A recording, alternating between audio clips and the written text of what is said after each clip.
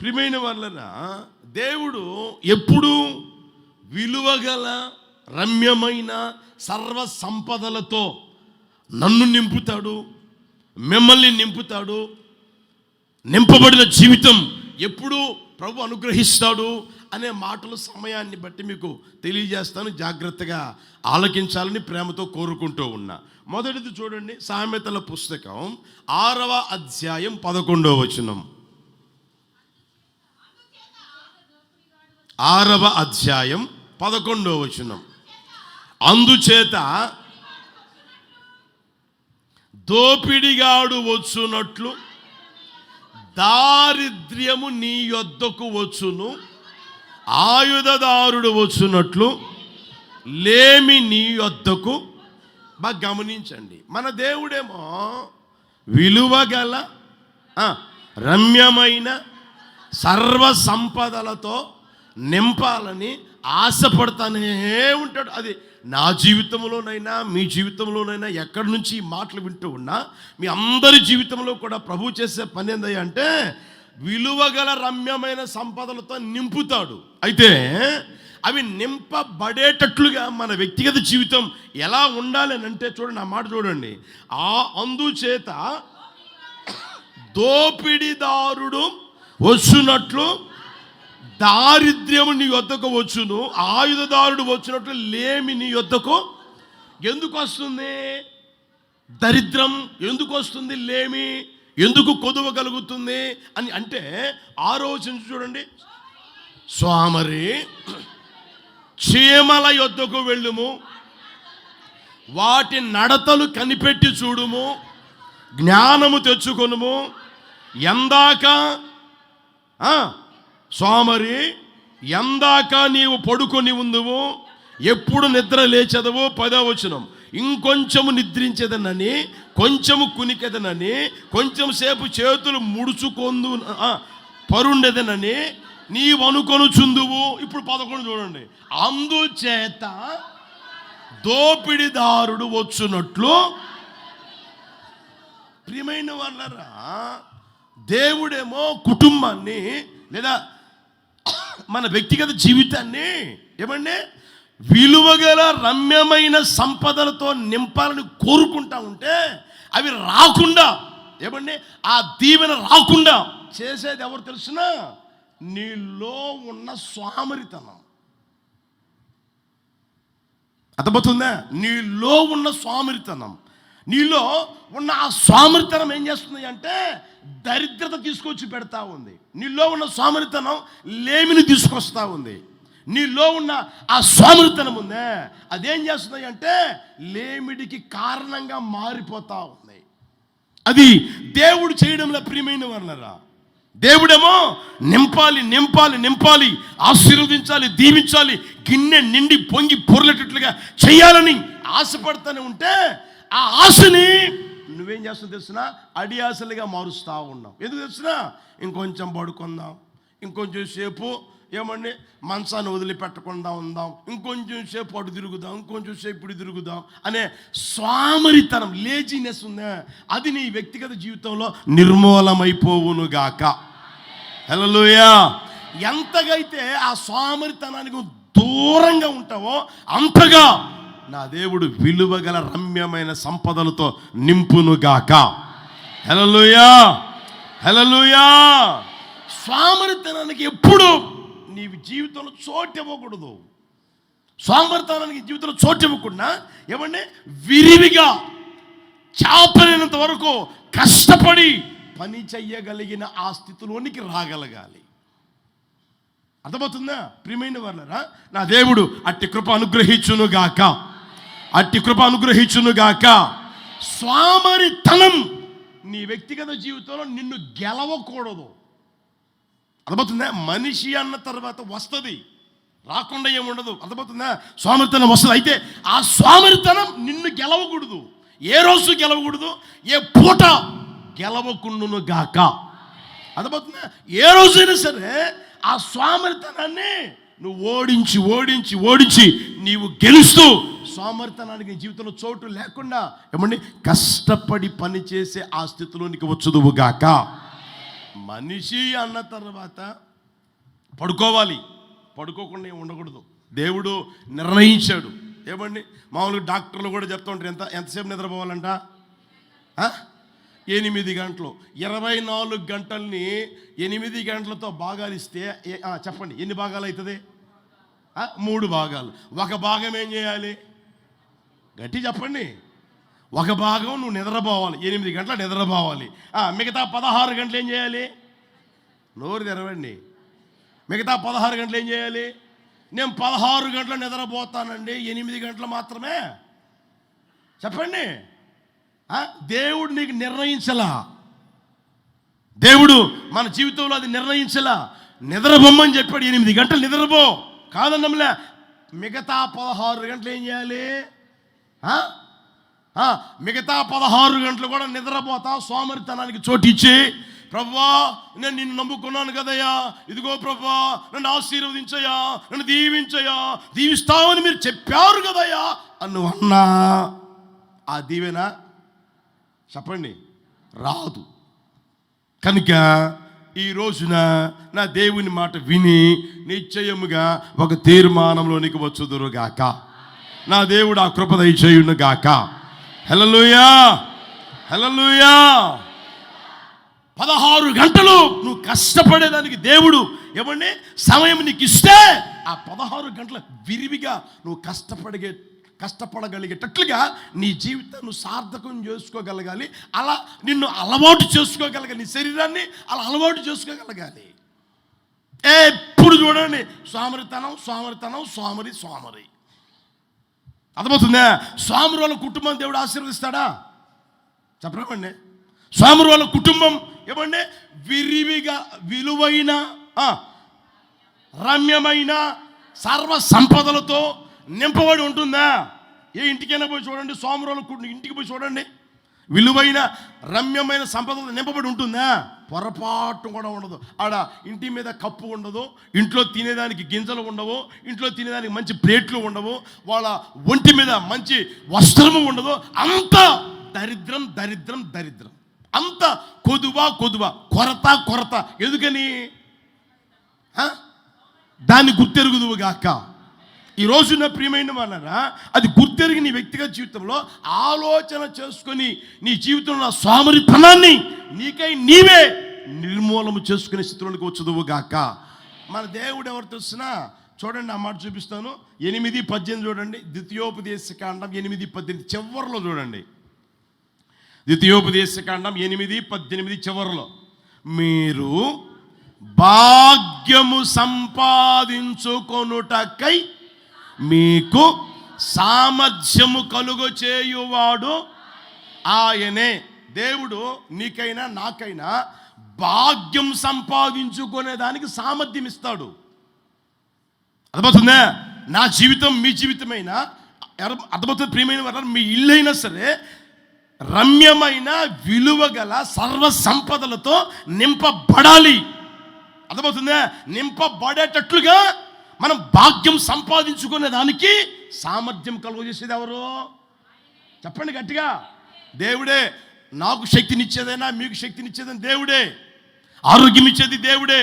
పని చేసుకోగలిగేటట్లుగా కృపని చూపేది కూడా దేవుడే. అయితే ఆ దేవుడు నీకు బలమిచ్చిన ఆ బలాన్ని నమ్మకంగా ఉపయోగించి కష్టపడి పని చేసుకోకపోతే సోమరితనానికి చోటిస్తే విలువగల రమ్యమైన సంపద ఇంట్లో ఉంటుందా? ఉంటుందా? పొరపాటును కూడా ఉండదు ప్రియమైన వాళ్ళరా. కనుక మన వ్యక్తిగత జీవితంలో ఏమండి దేవుడు ఐశ్వర్యం మనకు దయచేయాలని ఆశపడుతూ ఉంటాడండి. అర్థమవుతుందా? మనల్ని ధనవంతులుగా చేయాలని కోరుకుంటానే ఉంటాడు. దానికి ముఖ్యమైన కారణం ఏంటంటే ఇది లేకుండా సోమరితనం అనేది లేకుండా చేసుకోగలగాలి. హల్లెలూయా. ఇంకొక మాట కూడా ఏమో తెలుసిన, ఐశ్వర్యము పొంద ప్రయాసపడకము, అట్టి ఆశ నీకు కలిగినను దానిని విడిచిపెట్టు. అర్థమవుతుందా? దేవుడు ఐశ్వర్యం ఇవ్వాలి. ఐశ్వర్యం పొందాలని నువ్వు ప్రయాసపడకూడదు. ఎప్పుడు నేను ఐశ్వర్యవంతుడిగా మారాలని దానికోసం నువ్వు ప్రయాసపడితే అది రెక్కలు కట్టుకుని ఎగిరిపోతానే ఉంటుంది. మన వంతు ఏంటంటే మన వంతు ఏమండి దేవుడు మనకు అనుగ్రహించిన బలాన్ని బట్టి, శక్తిని బట్టి, కృపను బట్టి ప్రయాసపడమే, విరివిగా ప్రయాసపడమే. ఎంతగైతే మనం ప్రయాసపడుతూ ఉంటామో అంతగా దేవుడు ఫలాన్ని మనకిస్తూ ఆయన ఏం చేస్తారంటే ఐశ్వర్యవంతులుగా మార్చునుగాక. హల్లెలూయా, హల్లెలూయా. కొంతమంది చూడండి, డబ్బు డబ్బు డబ్బు పిచ్చి బట్టి డబ్బు డబ్బు డబ్బు డబ్బు డబ్బు అనుకుంటా ఏమండి భార్యని పట్టించుకోడు, పిల్లల్ని పట్టించుకోడు, ఆమె ఏం తింటుందో తెలీదు, వీళ్ళు ఏం చేస్తున్నారో తెలీదు, ఎవరేం చేస్తున్నారో ఏమీ తెలీదు. ఉదయాన్నే పోతాడండి, మరలా అర్ధరాత్రి వస్తాడా, పడుకుంటా నిద్రపోతాడా, మరలా ఉదయాన్నే లేస్తాడు పోతాడు. ఇక డబ్బు పిచ్చి పట్టి ఏమండి అని అంటే నాకు ఇప్పుడు పని వెళ్ళిపోతున్నా అంటాడు. అంతే, భార్యని పట్టించుకోడు, పిల్లలు ఎవరిని పట్టించుకోడు అనమాట. డబ్బు డబ్బు డబ్బు. అలాంటి వారిని చూడండి బైబిల్లో మీరు గమనిస్తే పొరపాటును కూడా వాళ్ళు ఆశీర్వాదాన్ని పొందినట్టుగా బైబిల్ చెప్పదు. ప్రియమైన వారులారా, కష్టపడాలి, ప్రయాసపడాలి. అయితే మనల్ని ఐశ్వర్యవంతులుగా చేసేది ఎవరయ్యా అంటే దేవాతి దేవుడు. హల్లెలూయా. ఆయన మనల్ని ఐశ్వర్యవంతులుగా మారుస్తాడు. ఆయన ఏమండి మారిస్తే బైబిల్ రాయబడి మన తెలిసిన యెహోవా ఆశీర్వాదము, చెప్పండి గట్టిగా, ఐశ్వర్యము కలుగజేయునుగాక. ఆయన మనల్ని ఆశీర్వదించునుగాక, ఆయన మనల్ని ఆశీర్వదించునుగాక. ఆ ఆశీర్వాదం విలువగల రమ్యమైన సంపదలతో కుటుంబాన్ని నింపునుగాక, నింపునుగాక. హల్లెలూయా. ఆ స్థితిని నీ వ్యక్తిగత జీవితంలో గుర్తెరగలగాలి. ప్రియమైన వారు, నీకు పనే దేవుడిగా మారకూడదు. కొంతమంది చూడండి, ఆదివారం ఆరాధన మానేస్తారు, ప్రార్థన మానేస్తారు, బైబిల్ చదవడం మానేస్తారు. ఏమండి దేవుని సన్నిధిలో ఉండాలి అన్న ఆ తపన సమస్తం మానేసేసి పనే దేవుడు, పనే దేవుడు, పనే దేవుడు, నా పనేనండి నా దేవుడు అన్న ఆ పరిస్థితులకు వెళ్ళిపోతూ ఉంటారు. తర్వాత వారి వ్యక్తిగత జీవితం చూడండి, అవసరమై జేబులో చెయ్యి పెడితేనట చినిగిపోయిన చిల్లి సంచిలో వేసినట్లుగా ఉందంట వాళ్ళ కష్టార్జితమంతా. అవసరానికి ₹1 కూడా వారి వ్యక్తిగత జీవితం దొరకక ఎంత నానాక తిప్పలు పడుతుంటారు. గమనించండి ప్రియమైన వాళ్ళరా, అర్థమవుతుందా? ఆ స్థితి మనకు ఉండకూడదు. ప్రియమైన వాళ్ళ, మనం దేవుడిచ్చిన ఆ శక్తిని బట్టి, బలాన్ని బట్టి కష్టపడతానే ఉండాలి, కష్టపడతానే ఉండాలి. అర్థమవుతుందా? ఒక్క రోజు కూడా ఖాళీ అనేది లేకుండా నీ వంతు నీవు, నీకు ఇచ్చిన ఏమంటే దానిలో నీవు, నాకు ఇచ్చిన దానిలో నేను ఏం చేయాలంటే కష్టపడుదుముగాక. సోమరితనానికి చోటు లేకుండా ఎంతగా అయితే నువ్వు కష్టపడతా ఉంటావో అంతగా దేవుడు ఆశీర్వదించునుగాక. ఒక మాట చూపిస్తాను చూడండి, 21:5 చూడండి. సామెతల పుస్తకం 21:5.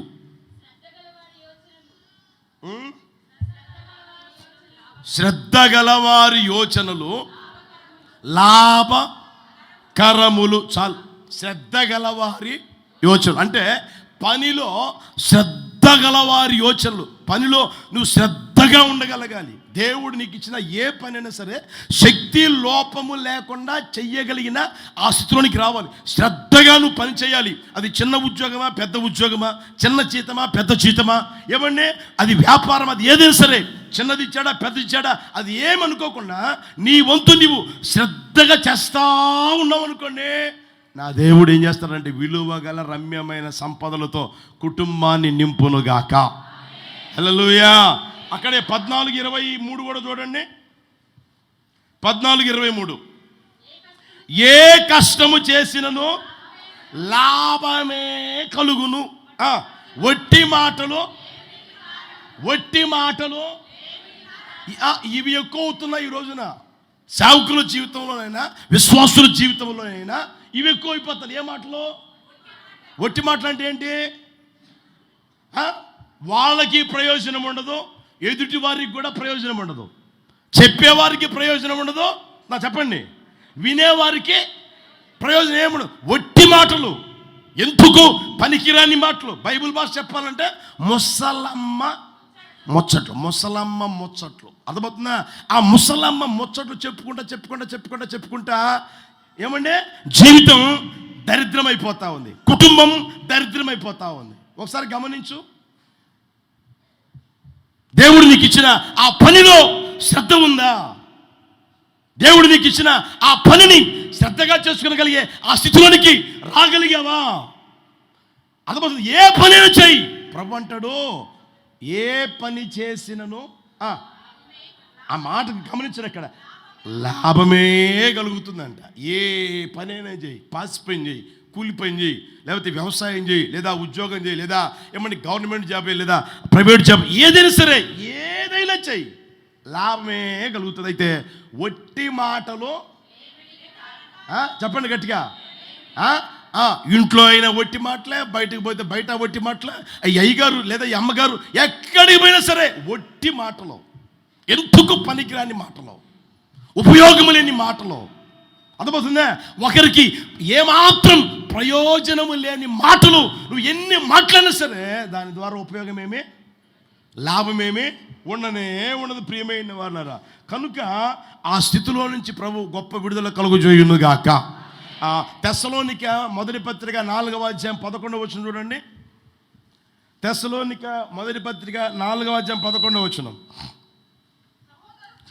సంఘమునకు వెలుపటి వారి ఎడల మర్యాదగా నడుచుకొనుచు, ఆ మాటలు గమనించారు అక్కడ. సంఘమునకు వెలుపటి వారి ఎడల మర్యాదగా నడుచుకొనుచు మీకేమియు కొదువ లేకుండున్నట్లు, ఆ మాట గమనించండి. మీకేమియు కొదువ లేకుండున్నట్లు మేము మీకు ఆజ్ఞాపించిన ప్రకారము మీరు పరుల జోలికి పోక మీ సొంత కార్యములు జరుపుకొనుట యందును మీ చేతులతో పని చేయుట యందును ఆశ కలిగి ఉండవలనని మిమ్మును ఏం చేశారంట? హెచ్చరించారంట. ఆ ప్రాంతంలో ఉన్న విశ్వాసులతో సేవకుడు చెప్తున్న ఆ మాటలు గమనించండి ప్రియమైన వాళ్ళరా. అర్థమవుతుందా? ఇప్పుడు మందిరానికి వస్తూ ఉన్నారు, ఓకే. మందిరానికి రాకుండా ఉన్నవారు ఉంటారే, సంఘమునకు, చూడండి ఆ మాట, సంఘమునకు వెలుపల ఉన్నవారి ఎడల ఎలా నడుచుకోవాలి? ఎలా నడుచుకోవాలి? మర్యాదగా నడుచుకోవాలి. అర్థమవుతుందా? సంఘమునకు వెలుపటి వారి ఎడల మర్యాదగా నడుచుకోవాలి. తర్వాత మీకేమీ కొదువు లేకుండా ఉండగలిగేటట్లుగా మీకు ఆజ్ఞాపించే పరుల జోలికి మీకేం పని? పరుల జోలికి పోయే పని ఏం పని మనకి? నేను అప్పుడప్పుడు చెప్తుంటానే, ఒకరితో మనకెందుకు అనే కదా. నీ పని నువ్వు చూసుకుంటా జాగ్రత్తగా బతికితే ఆ బ్రతుకు కంటే ఇంకొకటి ఏమైనా ఆశీర్వాదం ఉంటుందా? ప్రతి దాంట్లో ఏళ్ళు పెడతా ఉంటుంది మనిషి. అర్థమవుతుందే? ప్రతి ఒక్కరి జీవితం ఏళ్ళు పెడతానే ఉంటుంది, ఎక్కడైనా ఏళ్ళు పెడతానే ఉంటుంది. ఏళ్ళు పెట్టి పెట్టి పెట్టి చివరికి ఏలే పోయిందట. అర్థమవుతుందా? ప్రతి చోట ఏలు పెట్టండి, పోయిన కాడంతా. అర్థమవుతుందా? ఎక్కడికి పోతే అక్కడ, ఆ ఇంటికి పోతే ఆ ఇంట్లో, ఇంకొక ఇంటికి పోతే ఇంకొక ఇంట్లో, ఇంకొక ఇంటికి పోతే ఇంకొక ఇంట్లో, ఒక చోటుకి పోతే ఏమండి అక్కడ అన్నిటిలో ఏలు పెట్టండి, చివరికి అదే లేకుండా పోతుంది. జాగ్రత్త. దేవుని వాక్యం గమనించండి. మీరు మీ వ్యక్తిగత జీవితంలో విలువగల రమ్యమైన సర్వ సంపదలతో దేవుడు నింపాలని ఆశపడుతూ ఉన్నప్పుడు ఆయన నింపగలిగేటట్లుగా నువ్వేం చేయాలి అంటే, దేవుడు నీకు ఇచ్చిన ఆ పని ఉందే, మీ చేతులతో పని చేయుట యందు కాస్త ఆశ కలిగి ఉండండి. ఉదయం లేచిన తర్వాత ఆశ కలిగి ఉండండి. పడుకునేదాకా ఏదో ఒక పని కల్పించుకొని ఏమండి పని చేస్తా బ్రతకండి. ఏ పని లేదా మోకరించి ప్రార్థన చేయి. ఏ పని లేదా బైబిల్ ముందు పెట్టి చదువుతా ఉండు. జీవితం బాగుపడుతుంది కదా, కుటుంబం బాగుపడుతుంది కదా. అర్థమవుతుంది ప్రియమైన వారా? కాస్త గుర్తెరగ నీ వ్యక్తిగత జీవితంలో దేవుడు నీ వ్యక్తిగత జీవితానికైనా నాకైనా సరే ఏది చెప్పినా అది ఉపయోగకరంగానే ఉండును గాక, ప్రయోజనకరమైనదిగానే ఉండును గాక. బైబిల్లో ఉంది కదా, నీకు ప్రయోజనము కలుగునట్లు నేను నీకు, ఆయన ప్రయోజనము కలిగేటట్లు చేస్తాడు. అందుకని అంటాడు, నీ చేతులు, దేవుడు నీకు చేతులు ఇచ్చింది ఎందుకంటే, అన్నమాట ఉండి అక్కడ, నీ చేతులతో పని చేయుట యందు ఆశ కలిగి ఉందువు గాక. హల్లెలూయా. క్షేమం చూడండి, నిద్రపోవడం ఎప్పుడైనా మీరు చూసారా? చూసారా? ఎప్పుడైనా చూసారా? సరే, ఇక మీదటైనా చూడండి. అవి ఉదయమైనా చూడండి, మధ్యాహ్నమైనా చూడండి, లేదా అర్ధరాత్రి అయినా చూడండి, వేకుజామైనా చూడండి, చీమలు నిద్రపోయినట్లు ఎక్కడైనా మీరు చూసారో చూడండి. చెప్పండి నాకు. అర్థమవుతుంది ప్రియమైన వాళ్ళారా? ఇంకా మనం గమనిస్తే చెద పురుగులు ఉంటాయి, తెలిసిన చెదల పురుగులు ఉంటాయే, అవి ఏ రోజు నిద్రపోయినట్టు మీరు చూసారా? వాటికి చీమలకైనా సరే, చెదల పురుగులకైనా సరే సోమరితనం పొరపాటును కూడా ఉండదు. ఏ రోజు నువ్వు చూడలేవు. అందుకనే జ్ఞాని అయిన సొలొమోను అంటాడు, ఒరే సోమరుడా, నువ్వు ఎక్కడికి పోవాలి? కాస్త చీమల దగ్గరికి పో, వాటి నడతలో కనిపెట్టి జ్ఞానం తెచ్చుకో. సోమరిగా ఉండమాక, సోమరితనానికి చోటు ఇవ్వమాక, సోమరితనం నీలో విసర్జించు, సోమరితనం నీలో నుంచి తొలగించుకో అని దేవుని వాక్యం ప్రియమైన వారారా మన కొరకు స్పష్టంగా రాయబడిన ఆ సంగతి మనం గుర్తెరుగుదుముగాక. ఆ చీమలైనా సరే, ఆ చెదపురుగులైనా సరే, ఏ సమయం సరే తన ఆహారం కోసం అవి ప్రయాసపడుతూనే ఉంటాయి, కష్టపడుతూనే ఉంటాయి ప్రియమైన వాళ్ళరా. అర్థమవుతుందా? ఉపయోగం లేకుండా, ప్రయోజనం లేకుండా అవి ఎప్పుడు ఉండనే ఉంటాయి. తన జీవితం గడపనే గడపదు. తన జీవితం ఏమంటే దొర్లించుకుంటా పోతానే ఉండదు. మనం అనుకోండి, రోజులు దొర్లిపోతున్నాయిగా, ఈరోజు అయిపోయింది, ఈరోజు ఉదయం తింటున్నాం, మధ్యాహ్నం తిన్నాం, రాత్రి తిన్నాం, ఒక రోజు అయిపోయింది కదా. అర్థమవుతుంది? మనమైతే రోజులు దొర్లిపోవడానికి చూస్తూ ఉంటాం. ఈరోజు ఎలా గడిచిపోతుంది, ఈరోజు ఎలా గడిచిపోతుంది, ఈరోజు ఎలా గడిచిపోతుంది అని. అయితే అవి పొరపాటును కూడా ప్రియమైన వారు రోజు గడిచిపోవాలని చూడవు, కానీ ఎప్పుడైనా సరే అవి ప్రయాసపడతానే ఉంటాయి. సోమరితనానికి చోటు లేకుండా కష్టపడతానే ఉంటాయి. యేసయ్య అట్టి కృప దయచేయును గాక. హల్లెలూయా, హల్లెలూయా. కనుక ప్రియమైన వాళ్ళరా, దేవుడు ఒక కుటుంబంలో నిన్ను పెట్టినప్పుడు నువ్వేం చేయాలి అంటే ఆ కుటుంబానికి నువ్వు ప్రయోజనకరంగా ఉందువు గాక. దేవుడు ఆ కుటుంబంలో ఏమన్నా నిన్ను చిన్న పిల్లవాడిగా పెట్టాడా, పెద్దవాడిగా పెట్టాడా, వయసు పెరగ్గా ఏమన్నా పెద్దవారు అయిపోతా ఉన్నారా? నీ జీవితం ఆ కుటుంబానికి ప్రయోజనకరంగా ఉండాలి. అర్థమవుతుందా? యవనస్తున్నారు ఈరోజు చూడండి, నీ జీవితం ద్వారా నీ కుటుంబానికి ఏమైనా ప్రయోజనంగా ఉందా అని అడగండి. నా ద్వారా ఏం ప్రయోజనం లేదన్నా, వాళ్ళు చేసి పెడతా ఉంటే నేను శుభ్రంగా తిని నిద్రపోతా ఉన్నా అనే వాళ్ళు ఎక్కువైపోతా ఉన్నారు ప్రియమైన వాళ్ళదా. యేసు నామములో యవనస్తుల జీవితంలో ఒక గొప్ప కార్యం ప్రభు చేయునుగాక. వారి కుటుంబాలకి వారు ప్రయోజనకరంగా మార్చబడుదురుగాక. వారు ఉన్న ప్రాంతానికి ప్రయోజనకరంగా మార్చబడుదురుగాక. వారు ఉన్న సంఘానికి ప్రయోజనకరంగా మార్చబడుదురుగాక. హల్లెలూయా, హల్లెలూయా. ఆ స్థితిని నీ జీవితంలో గుర్తెరగలగాలి. సామెతలు 28:19 కూడా గమనించండి. సామెతలు 28:19 తన పొలము సేద్యము చేసుకొను వానికి ఎంతంట? కడుపు నిండా అన్నము దొరుకును. వ్యర్థమైన వాటిని అనుసరించు వారికి కలుగు పేదరికము ఇంతింత కాదంట. ఆ మాట చూడండి. అక్కడ భూమి ఉందా? ఆ భూమిని నువ్వు సేద్యపరచుకో. అది 10 సెంటా లేకపోతే 20 సెంట్ల, అరెకరానా, ఎకరానా? ఈ మధ్య విజిటింగ్కి వెళ్తా అడిగితే, అన్నా నాకు ఉన్నది 4 ఎకరాలన్నా. ఎన్ని ఎకరాలు వేసావు? 16 ఎకరాలు వేసానన్నా, 20 ఎకరాలు వేసానన్నా. ఆ ఇంట్లో ఎంతమంది ఉన్నా తెలిసిన? భార్య, భర్త, ముసలామె, అమ్మ. అర్థమవుతుందా? ఆయన సొంతంగా 4 ఎకరాలు వేసుకుని సరిపోద్ది కదా. అయినా సరే ప్రయాసపడదాం. ఇప్పుడు వయసు ఉంది కాబట్టి కష్టపడదాం. వయసులో ఉన్నప్పుడైతే కష్టపడవచ్చు, వయసులో ఉన్నప్పుడైతే ప్రయాసపడవచ్చు అని ఇవ్వండి. ఆయన ప్రయాసపడుతూ ఉన్నాడు, కష్టపడుతూ ఉన్నాడు. దేవుడు ఆ ప్రయాసను వ్యర్థం చేస్తాడా? ఏ రోజు చెడు ప్రియమైన వాళ్ళ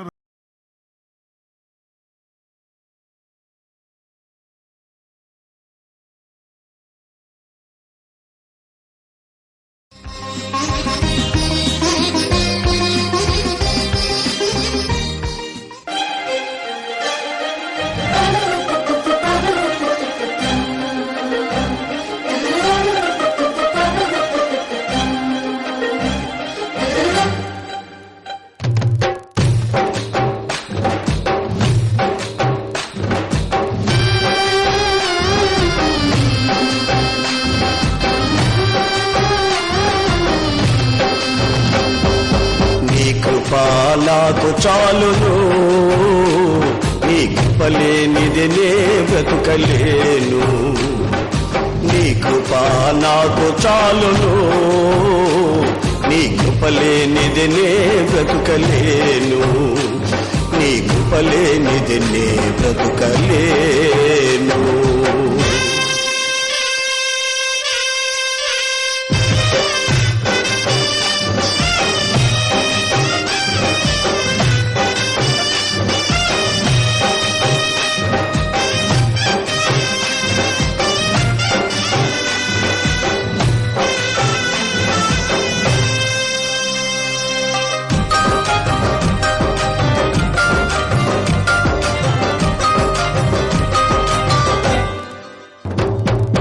జలరాశులన్నీ ఏకరాశిగా నిలిచిపోయనే నీ జనుల ఎదుట. జలరాశులన్నీ ఏకరాశిగా నిలిచిపోయనే నీ జనుల ఎదుట.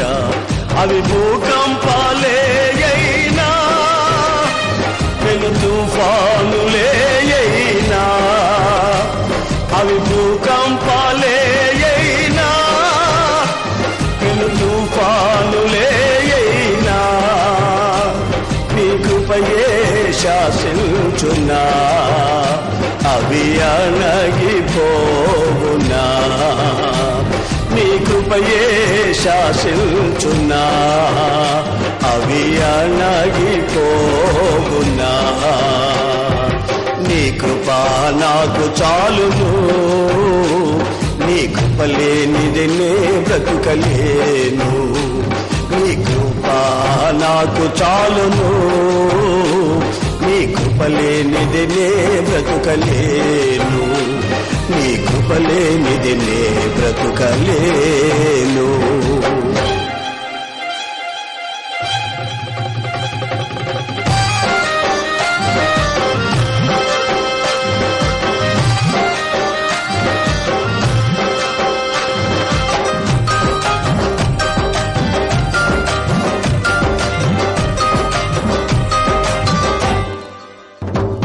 జగదుత్పత్తికి ముందుగానే ఏర్పరచుకొని నన్ను పిలచితివా. జగదుత్పత్తికి ముందుగానే ఏర్పరచుకొని నన్ను పిలచితివా. నీ పిలుపే స్థిరపరచనే, నీ కృపయే బలపరచనే. నీ పిలుపే స్థిరపరచనే, నీ కృపయే బలపరచనే.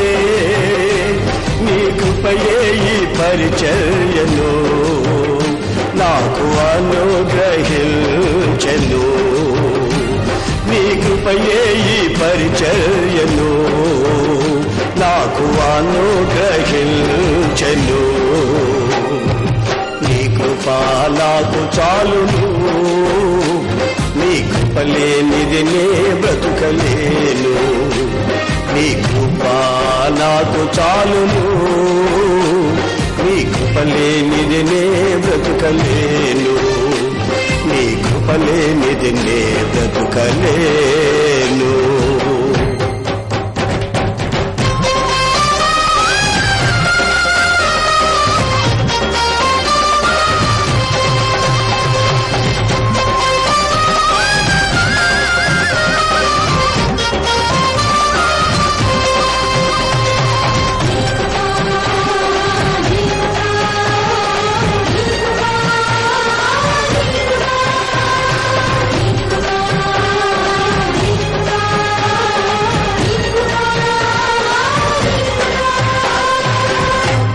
కృప నాకు చాలును,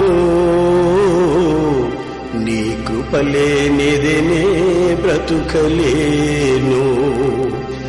నీ కృప లేనిది నే బ్రతుకలేను.